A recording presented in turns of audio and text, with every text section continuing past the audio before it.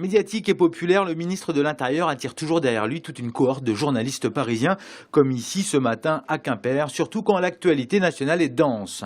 Mais cette visite prévue de longue date est surtout l'occasion pour Manuel Valls d'aller au-devant des commerçants touchés par les inondations de ces derniers jours.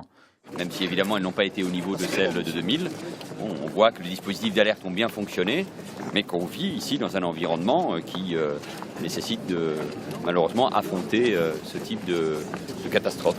En 2000, on a connu 1,60 m, c'est-à-dire à peu près à ce niveau ici, vous voyez.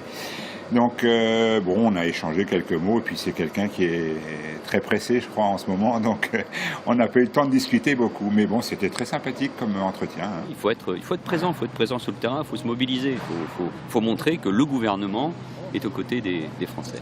Attendu sur les questions locales, le ministre de l'Intérieur, né en Catalogne, a rappelé son attachement aux langues régionales et minoritaires. Jean-Jacques Urvoise est en train aujourd'hui de travailler pour garantir une majorité autour de ce projet. La République ne doit pas avoir peur des identités fortes et des langues régionales.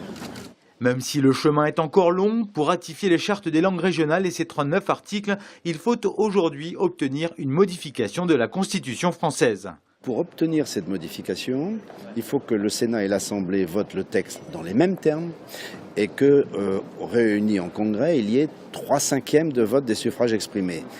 Donc, pour réussir cette ratification, il faut donc construire ces majorités. L'engagement du président de la République est réel, mais c'était un engagement qui n'est pas un engagement de despote.